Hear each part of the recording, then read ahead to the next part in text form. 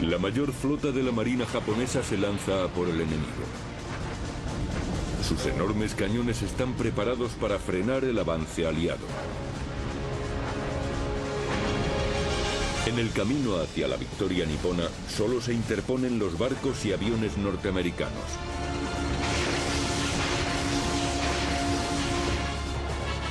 Las fuerzas estadounidenses se enfrentarán a la armada japonesa liderada por el legendario Yamato, el mayor acorazado de la historia.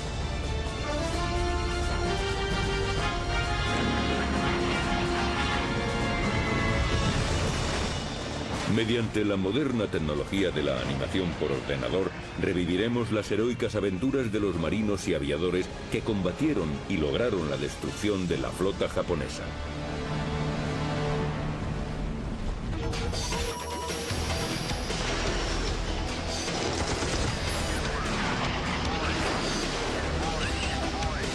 Combates aéreos. La destrucción de la flota japonesa. 24 de octubre de 1944. Los cazas y bombarderos de la tercera flota norteamericana vuelan en una misión decisiva: encontrar y destruir la fuerza central japonesa, la flota más poderosa de la Marina Imperial.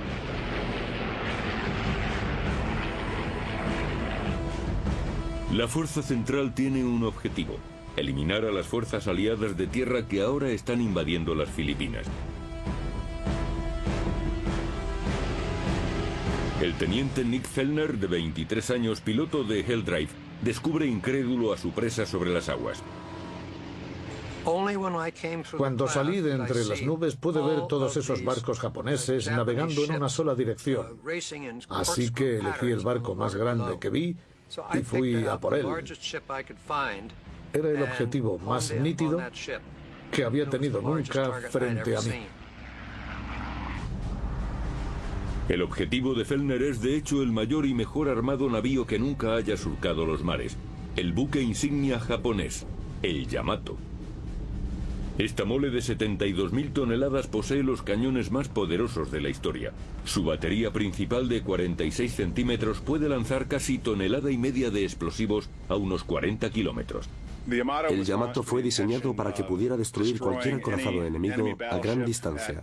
O dicho de otra forma, estaba pensado para destruir la flota norteamericana antes de que ésta pudiera disparar un solo cañonazo. El Yamato, su gemelo el Musashi y los otros 27 barcos de la flota central se dirigían en busca de las fuerzas de tierra aliadas. Fellner tenía que actuar.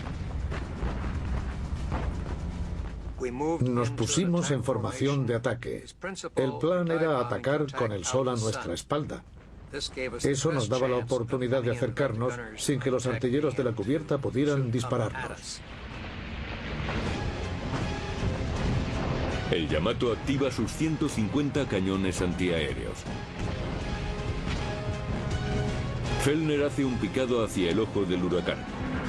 Su Hell Drive lleva una sola bomba perforante de 450 kilos.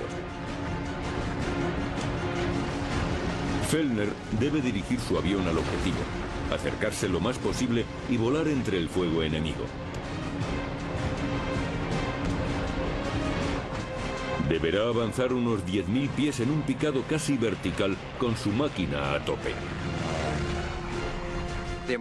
El factor más importante era caer sobre el blanco. A algo menos de 1.000 pies me di cuenta de que ya no tenía tiempo y pulsé el botón para soltar la bomba.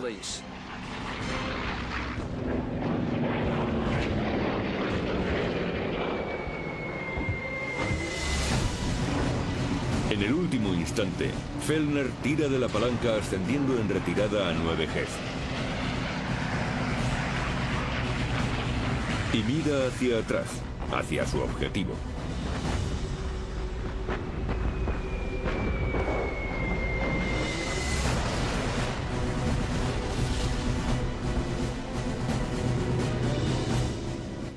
Hice un lanzamiento muy afortunado porque la bomba impactó en una de las pocas, muy pocas partes sin blindar del acorazado.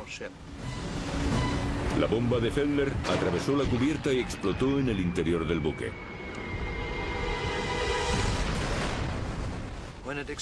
Al explotar por debajo de la línea de flotación, abrió dos enormes agujeros en el casco. Unas 3.000 toneladas métricas de agua inundaron la nave. El Yamato se escora 5 grados, pero su casco está construido en forma de panal, con 1.500 compartimentos estancos. Enderezan la nave rápidamente. Pero el ataque aéreo daña gravemente a otros 3 buques japoneses. Y el navío gemelo del Yamato, el Musashi, se hunde en el mar de Shibuya.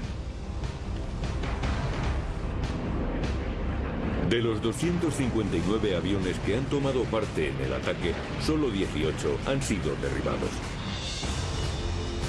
El almirante Kurita, al mando de la fuerza central, ordena a sus barcos virar en redondo. Lo que parece ser una escaramuza de las fuerzas norteamericanas es en realidad el principio de una de las mayores batallas navales de la historia.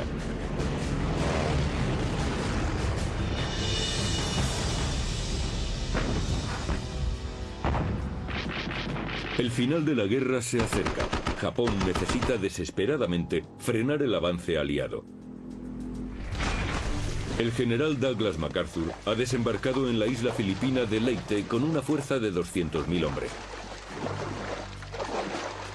La invasión amenaza con cortar líneas de abastecimiento niponas. Japón no puede permitirse la derrota. Si los japoneses perdiesen las Filipinas, se cortarían las líneas de suministro entre Japón y las Indias holandesas. No podrían seguir manteniendo una economía de guerra, de modo que si Japón pierde las Filipinas, la guerra está acabada. A Japón apenas le quedan portaaviones. Su única esperanza reside en sus grandes acorazados. Y desarrollan una arriesgada estrategia a la que llaman Show-Go, o Plan de Victoria. El objetivo es destrozar la fuerza de invasión de MacArthur con los grandes cañones de los buques. El Plan Show-Go divide la flota japonesa en 3 fuerzas. La central, comandada por el almirante Kurita, se dirigirá hacia Leyte a través del estrecho de San Bernardino. Una fuerza sur navegará hacia el norte en busca de las fuerzas de MacArthur por el estrecho de Surigao. El plan consiste en llevar estas fuerzas a través de unas aguas muy vigiladas y llegar a Leyte en un movimiento de pinza, por el norte y por el sur.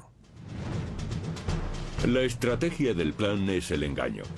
Por el norte, una fuerza compuesta por la reducida flota de portaaviones hará de cebo, esperando a atraer a la tercera flota norteamericana del almirante Bull Halsey, despejando los canales hacia Leyte para que avance la fuerza central.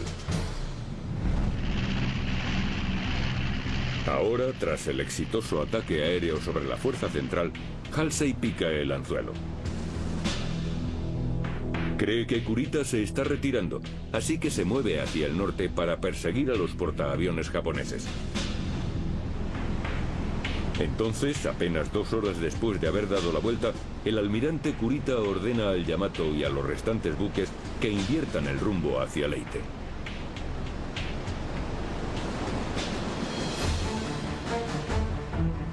En la madrugada del 25 de octubre, aparecen frente a la costa de la isla filipina de Samar. A las 6:35 avistan unos mástiles en el horizonte, a unas 25 millas náuticas. Los vigías japoneses aún no perciben siluetas y suponen que los barcos que tienen delante son una parte de la tercera flota de Halsey. No podían estar más equivocados. Es el Taffy 3, un grupo de la séptima flota norteamericana. Pequeños barcos que prestan apoyo a las tropas de tierra y protegen contra los submarinos. El Taffy 3, el pequeño grupo de abejas obreras, no tiene nada que hacer en el mar frente al gran Yamato. Lo último que espera esta pequeña fuerza es verse involucrada en un combate contra la fuerza central japonesa. Pero eso es justo lo que ocurre en la batalla de Samar. El Taffy 3 está compuesto por 13 barcos. Son 6 pequeños portaaviones de escolta, 3 destructores y 4 destructores de escolta. Los barcos norteamericanos están armados con cañones de 12 centímetros. La Fuerza Central Nipona contaba con 23 buques de guerra, 4 acorazados, 6 cruceros pesados, 2 cruceros ligeros y 11 destructores. Solo el Yamato cuenta con 9 cañones de 46 centímetros y pesa lo mismo que todos los buques del Taffy 3 juntos. A bordo de los buques del Taffy 3, los hombres están relajados. Creen que la Fuerza Central ha abandonado la zona. De repente, en la pantalla del radar, aparece esta mole enorme. Me quedé sin palabras. Subí al puente y el capitán nos dijo: todo el mundo a sus puestos. Nos atacan.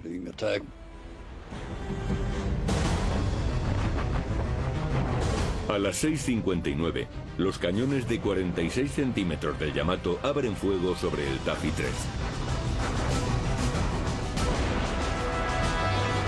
El escenario está listo para un combate muy descompensado.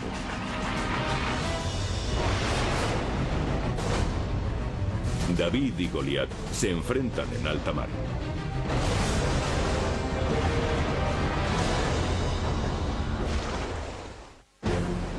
...25 de octubre de 1944... está teniendo lugar una de las batallas navales más épicas de la Segunda Guerra Mundial.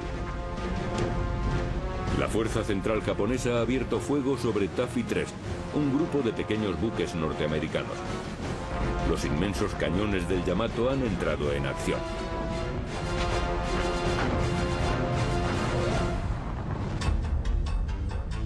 Los barcos de Kurita están aquí. Taffy 3 está aquí, 20 millas al sureste. Son los únicos buques que protegen a los 200.000 soldados norteamericanos en las playas de Leyte. Takeo Kurita, el almirante japonés, cree que está atacando a la tercera flota del almirante Hasley y lanza sus barcos al combate. La flota central de 22 barcos navega en una formación estándar de crucero, una serie de columnas paralelas. Normalmente, cuando se avista al enemigo, los buques maniobran para formar una única línea de batalla. Se agrupan para apuntar todos los cañones hacia el enemigo. Pero Kurita está ansioso por atacar rápidamente a Hasley y en lugar de formar una poderosa columna de batalla, ordena un ataque general. Sus fuerzas permanecen divididas, una decisión que resultará errónea. El comandante del Taffy 3, el vicealmirante Clifton C.G. Sprague, sabe que le superan en número y armamento y reacciona rápidamente. Los 6 pequeños portaaviones de escolta se sitúan dentro de un círculo defensivo formado por 3 destructores y 4 destructores de escolta. La prioridad es proteger a los portaaviones y les ordena virar hacia el este, lejos de la flota japonesa que les ataca. Al mismo tiempo hace despegar a todos sus aviones. Rápidamente despegan unos 150 Wildcats y Avengers.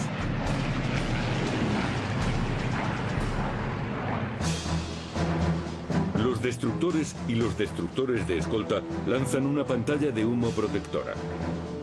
Usan botes de humo químico y añaden fuel directamente a sus chimeneas. Pero si bien esta maniobra oculta la retirada de los portaaviones, también expone a los destructores ante el enemigo. Estábamos en posición para proteger a nuestros portaaviones. Y mientras estábamos creando esa pantalla de humo, intensificaron el fuego y empezaron a ponernos nerviosos viendo tanto fuego a nuestro alrededor. El barco más cercano a la fuerza japonesa es el destructor USS Johnston. Su comandante, el capitán de fragata Ernest Evans, no está dispuesto a dejar que el enemigo les arrolle sin presentar batalla. Sin esperar órdenes, Evans lanza la ofensiva.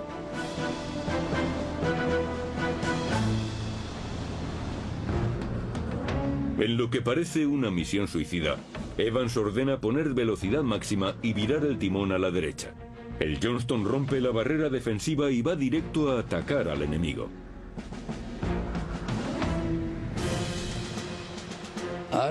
Hablé con el capitán. Lo único que le dije fue que no permitiese que nos hundiéramos cargados de torpedos. 2 años antes había estado en un destructor en la batalla de Guadalcanal y no conseguimos lanzar ni uno solo de nuestros torpedos, así que quería dispararlos. El capitán dijo que lanzaríamos un ataque con torpedos. Para realizar un ataque efectivo, Evans debe acercarse hasta 5,5 millas.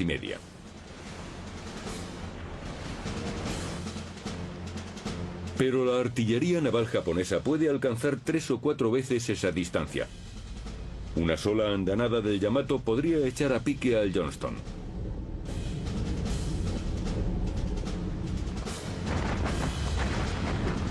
Los japoneses abren fuego desde una distancia inalcanzable para cualquier cañón norteamericano. El Johnston avanza sin miedo zigzagueando entre las albas enemigas. Evans ordena a su tripulación perseguir piques.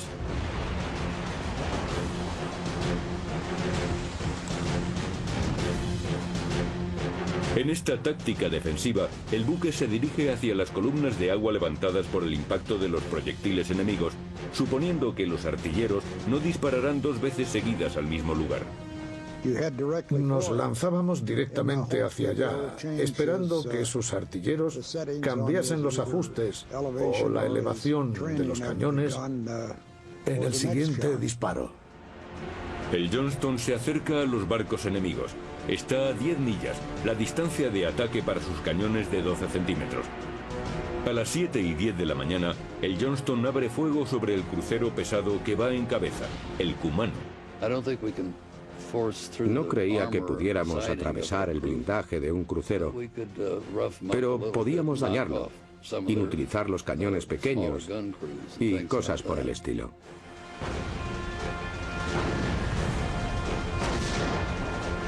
En 5 minutos, la batería principal del Johnston lanza unos 200 disparos.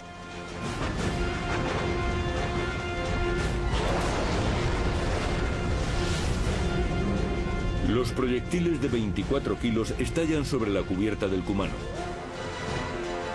El Johnston avanza hacia el buque enemigo. Sus torpedos están listos.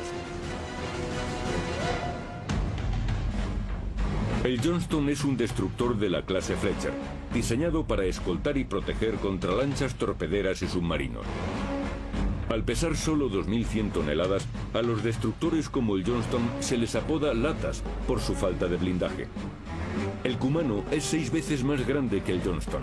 Mide casi como 2 campos de fútbol a lo largo y está blindado de proa a popa. El Johnston es ligeramente más rápido que el Kumano, pero el armamento de este es muy superior al del Johnston. La única esperanza del buque norteamericano es dirigir correctamente sus 10 torpedos explosivos modelo 15 alojados en los 2 tubos lanzatorpedos de la cubierta. El Johnston sigue adelante para situarse a la distancia adecuada. Sorprendentemente, los artilleros japoneses son incapaces de realizar un solo impacto. Los torpederos del Johnston apuntan. Deben calcular la velocidad del barco enemigo y el tiempo que tardarán los torpedos en llegar al objetivo.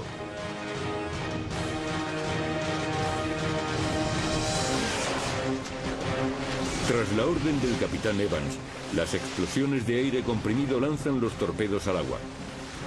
Cada uno de ellos alberga una potente carga, 375 kilos de explosivo. Tras disparar, el Johnston maniobra bruscamente para alejarse. Sus torpedos navegan a una profundidad de 2 metros con una velocidad de 27 nudos hacia el objetivo. Se produce una violenta explosión. El Kumano ha sido alcanzado y dañado. Uno de los torpedos del Johnston había reventado la proa del Kumano y el barco tuvo que retirarse. Además, un segundo crucero, el Suzoya, también se retira para permanecer a su lado.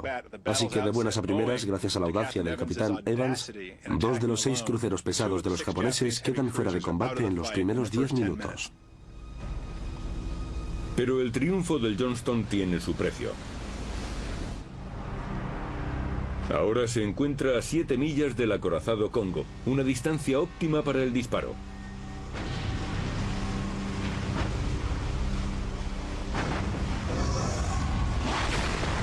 A las 7:30 el Kongo dispara 3 proyectiles de 35 centímetros. Los obuses de 680 kilos vuelan a 800 metros por segundo. Finalmente, atraviesan la cubierta del Johnston y alcanzan la sala de máquinas. La velocidad del barco norteamericano se ve reducida a la mitad. Ya solo navega a 17 nudos. Es una presa fácil. Segundos después, 3 proyectiles de 6 pulgadas, probablemente del Yamato, destrozan el puente.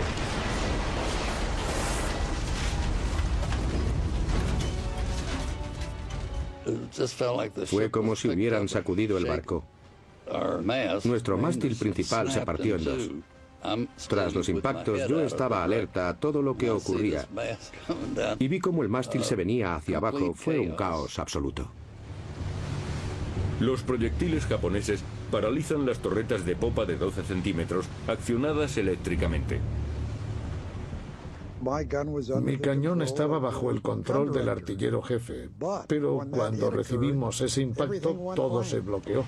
Mis cascos, por los que recibía las órdenes, dejaron de funcionar. Perdimos la conexión eléctrica del cañón. Nos quedamos fuera de servicio. El puente está cubierto de sangre. El capitán Evans ha sufrido heridas graves, pero no cede el control de la nave. El capitán Evans se ve obligado a abandonar el puente y pasar al timón de popa. En el puente no queda nadie. No se ven más que vísceras. Es la escena de una carnicería inimaginable. Increíblemente, los equipos de reparación del Johnston consiguen recuperar 2 de las 5 torretas con cañones de 12 centímetros. El comandante Evans está decidido a seguir luchando y el Johnston sigue en pie. Los otros barcos se preparan para entablar combate. Mientras, los pilotos de los portaaviones del Taffy 3 se lanzan contra la enorme fortaleza flotante de la armada japonesa.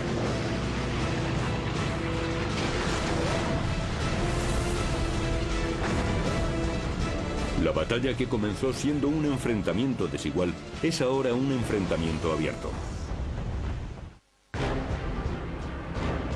25 de octubre de 1944. Los diminutos aviones pertenecientes al Taffy 3 despegan en un intento desesperado por impedir que la fuerza central japonesa aniquile sus buques. Estos cazas y bombarderos están armados para ataques a tierra y misiones contra submarinos. Sus armas son virtualmente inútiles contra los grandes barcos japoneses. Muchos de ellos están armados con poco más que cargas de profundidad o ametralladoras. En algunos casos carecen por completo de armamento y se dedican a hostigar a los barcos de la fuerza central. Hacen cualquier cosa para impedir que los enormes buques nipones persigan y hundan a sus portaaviones a placer. El teniente Robbie vuela con una división de cazas FM-2 Wildcats provenientes del portaaviones de escolta Gambier Bay. El piloto de 24 años avanza a través de una tormenta de fuego antiaéreo. No estaba asustado, pasaba miedo después, no durante la acción. Robbie avanza desde 1200 pies, atacando a los destructores japoneses con sus ametralladoras de calibre 50. Apuntaba a los torpedos que transportaban las propias naves, porque si los hacía estallar, dejaría a los barcos fuera de combate. Muy pronto, los otros portaaviones de escolta Taffy 1 y 2, situados a 30 millas al sur, hacen despegar a sus Wildcats y Avengers.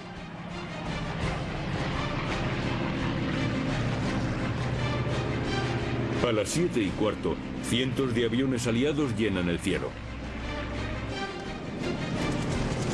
Sus esfuerzos obligan a los barcos japoneses a adoptar medidas defensivas.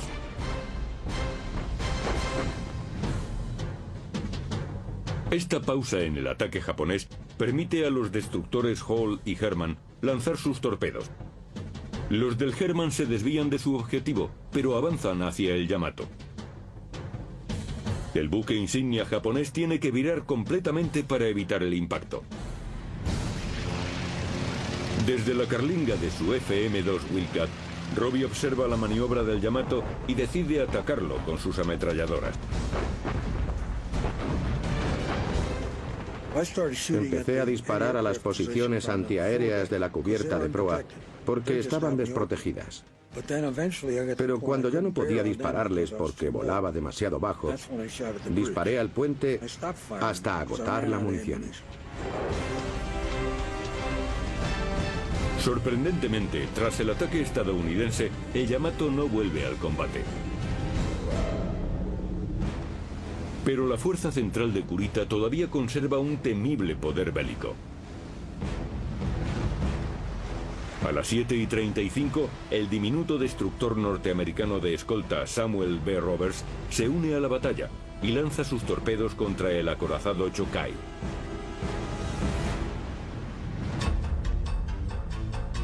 El Samuel B. Roberts es un destructor de escolta. Es más pequeño que los destructores propiamente dichos y está diseñado para la búsqueda de submarinos. Sus armas son 2 cañones de 12 centímetros y 3 torpedos modelo 15. El Chokai es casi el doble de largo, 10 veces más pesado y tiene un armamento muy superior al del Roberts.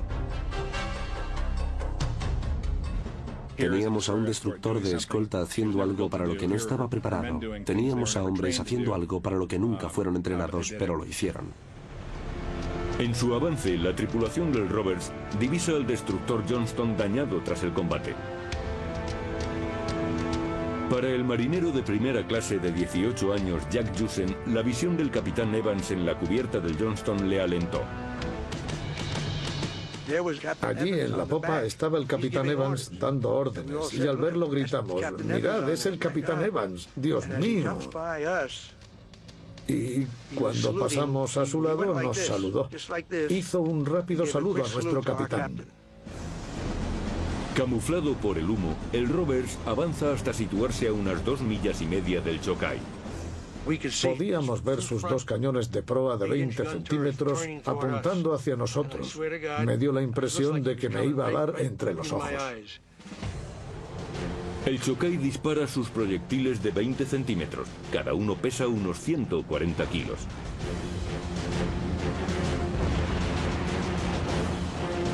Pero el Roberts se ha acercado tanto que el crucero japonés no puede ajustar sus cañones y sus obuses se pasan de altura.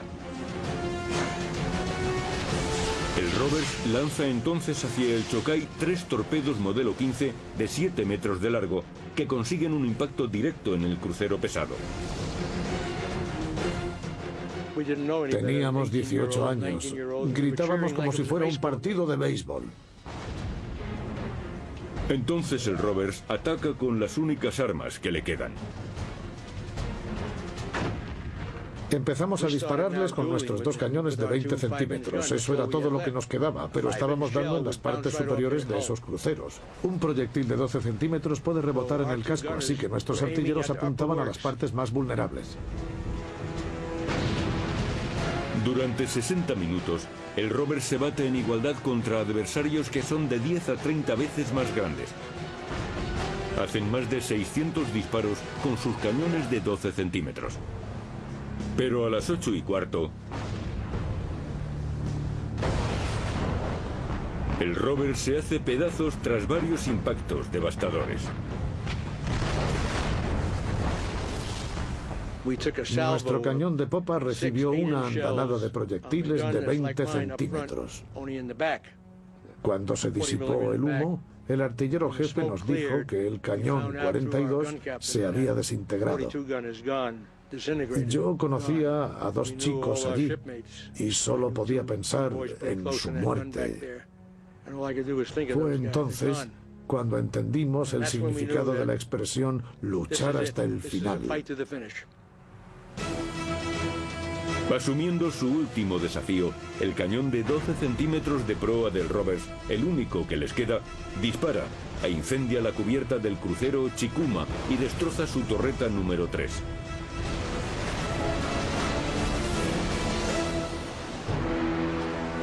Momentos después, 3 proyectiles de 35 centímetros provenientes del acorazado Congo impactan en el Roberts, abriendo un agujero de 12 metros en el casco cerca de la línea de flotación.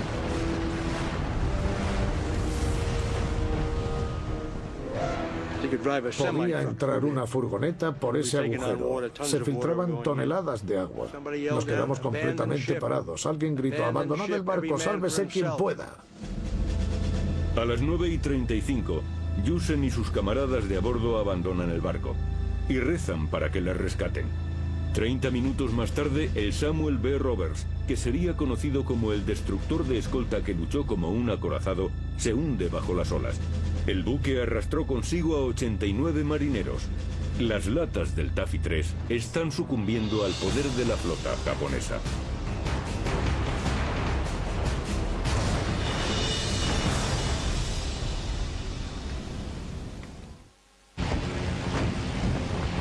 ...25 de octubre, 9 de la mañana.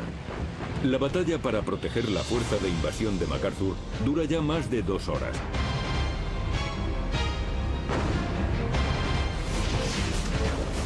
A pesar de los heroicos ataques norteamericanos con torpedos, los japoneses infligen graves daños a 3 de los pequeños portaaviones de escolta del Taffy 3. Ahora, el crucero ligero Yahagi lidera 4 destructores en un ataque de torpedos contra los navíos de cubierta plana. El único barco norteamericano que está en posición para hacerles frente es el maltrecho USS Johnston. El Johnston abre fuego con los pocos cañones de 12 centímetros que le quedan. Disparábamos cada vez que podíamos fijar un blanco y seguimos disparando mientras pudimos. El capitán Evans ordena al Johnston avanzar a toda máquina para cruzar la T de la columna japonesa. Cruzar la T es una táctica naval clásica en la que una nave cruza frente a un enemigo, de modo que aquella puede disparar con todos sus cañones, mientras que el enemigo solo puede hacerlo con su armamento frontal. Pero antes de que el Johnston pueda cruzar la T, inesperadamente, el Yahagi vira a estribor y los destructores le siguen. De repente empiezan a girar uno detrás de otro. Sabíamos que estaban preparando algo, tal vez un ataque con torpedos, pero su posición era tan inapropiada que teníamos muchas dudas. Los japoneses disparan sus torpedos.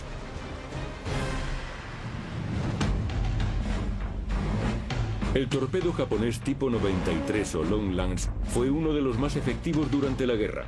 Con un alcance máximo de 32 kilómetros y una carga máxima de 450 kilos de explosivos, puede hundir un barco con un solo impacto. Como a todos los torpedos, hay que programarle previamente la velocidad, alcance y profundidad de navegación. Pero el Johnston ha hecho que los japoneses disparen prematuramente antes de hacer los ajustes necesarios, y los torpedos no alcanzan su objetivo. El Johnston ha vuelto a salvar a los portaaviones y una vez más paga el precio. Los 5 barcos japoneses aplastan al solitario destructor. El Johnston dispara en un desesperado e inútil intento por demorar lo inevitable. A las 9:10, una descarga arrasa el barco. El momento determinante fue cuando reventaron el cañón 52, que está justo delante del puente, y mató prácticamente a todos los que estaban allí, e incendió las cajas de munición de los cañones del 12, levantando nubes de humo. Finalmente los motores del Johnston se paran. El barco queda inmóvil sobre el agua. Los destructores enemigos rodean al maltrecho barco disparando despiadadamente. El barco estaba recibiendo demasiados impactos. No podíamos tapar los agujeros con la suficiente rapidez y era imposible mantener el barco a flote. A las 9:45, tras casi 3 horas de combate, el capitán Evans da la orden de abandonar el barco. 25 minutos después, el Johnston se hunde bajo las olas. Se han perdido 186 miembros de su tripulación. Pero, sorprendentemente, el Johnston y Taffy 3 han logrado lo imposible.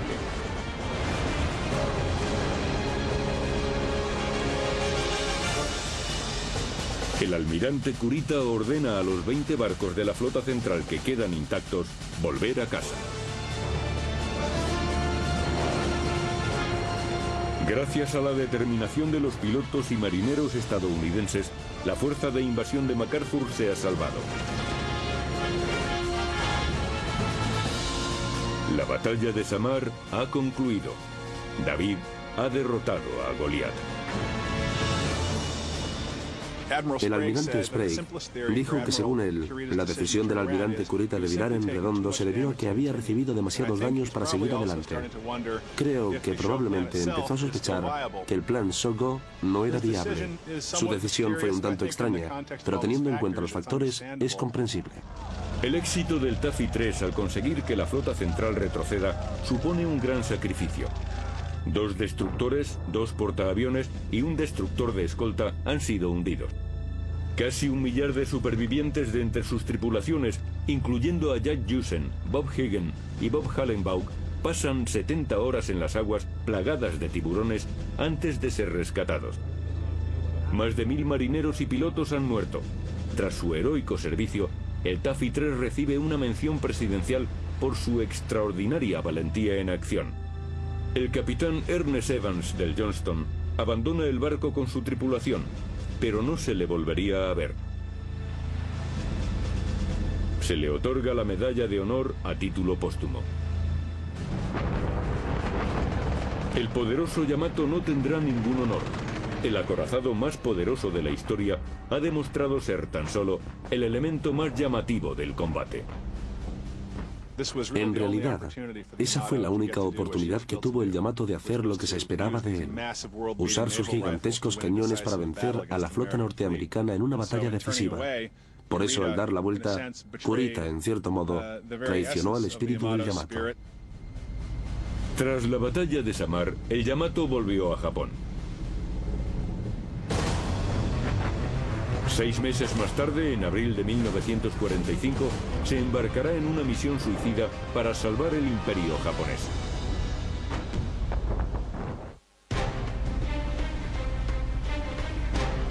...6 de abril de 1945... la Marina Imperial lanza una última y desesperada ofensiva en el Pacífico, la Operación Tengo o Cielo 1. El plan Tengo es el equivalente naval de los kamikazes. Era una misión suicida, un viaje solo de ida, liderado por el Yamato, que saldría de la isla de Japón para atacar el fondeadero norteamericano en Okinawa. Si Japón perdía Okinawa, los Estados Unidos tendrían la base que necesitaban para atacar las islas principales del sur, de manera que este es un momento determinante. El Yamato y su escolta de 9 cruceros y destructores son descubiertos por submarinos estadounidenses al sur de la isla de Kyushu. Al día siguiente, 7 de abril, más de 300 aparatos despegan de portaaviones norteamericanos y se lanzan hacia un violento choque con la fuerza Tengo. El teniente Francis Ferry, que pilota un Helldiver del portaaviones Bennington, vuela en la primera oleada. Hace un mes, el aparato de Ferry casi fue derribado por la barrera antiaérea del Yamato. Sabíamos a qué nos enfrentábamos y yo tenía una mezcla de sentimientos. El Yamato me había atacado una vez y presentía que esta vez me alcanzaría. Ferry pilota un Curtiss SB-2C, el legendario Helldiver, conocido como la Bestia. El Helldiver tenía mayor velocidad punta y más del doble de bombas que su predecesor, el SB-D Danles. Cada uno de los pilotos de la división de Ferry llevaba un arsenal de 8 cohetes de 12 centímetros y 2 bombas perforadoras de 450 kilos. El Yamato aparece debajo de ellos. Cuando los aviones norteamericanos son vistos, se les recibe con lo que un piloto describió como mirar el cono de un volcán. concretamente las baterías de 46 centímetros del Yamato elevadas al máximo. Así que fue terrible para los pilotos enfrentarse a ellos.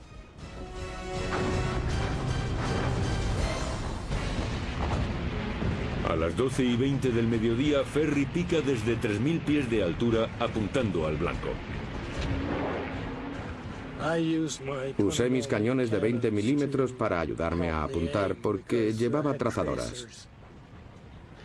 Si las trazadoras iban rectas, sabía que estaba volando recto. Podía ver cómo las trazadoras iban directas al Yamato. Y solté mis 8 cohetes y las bombas de 450 kilos a la vez. Las bombas de Ferry impactan en la superestructura de popa del acorazado.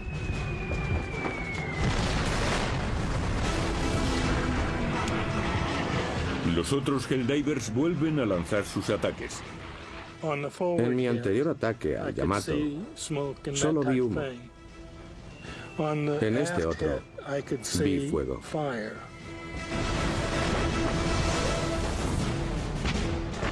Varios aviones caen víctimas del fuego antiaéreo. Pero sus ataques se llevan por delante la mayoría de los cañones antiaéreos del Yamato. El camino está despejado para las 2 próximas oleadas de bombarderos. Los artilleros jefe nipones están fuera de combate.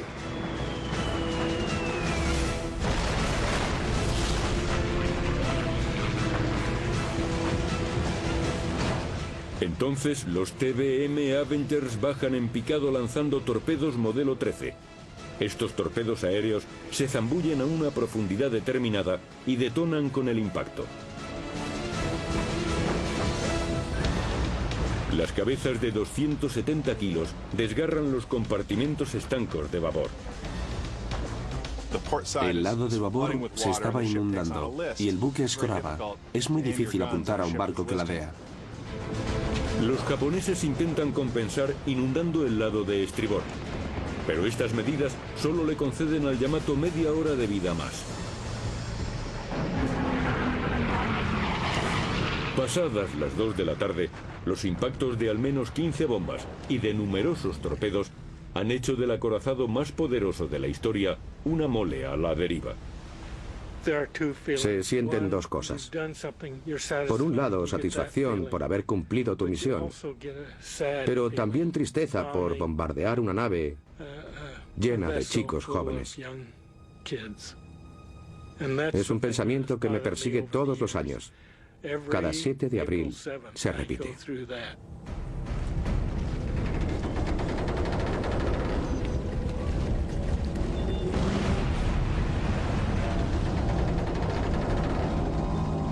Aproximadamente a las 2:30 de la tarde, el Yamato se hunde con 2.500 hombres a bordo entre oficiales y tripulación.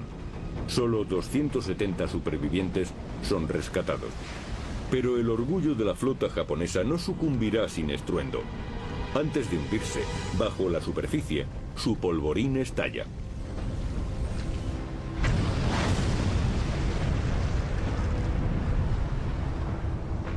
El 7 de abril de 1945, los ataques aéreos no solo hunden al Yamato, sino también al crucero Yahagi y a los 4 destructores de la desventurada misión Tengo.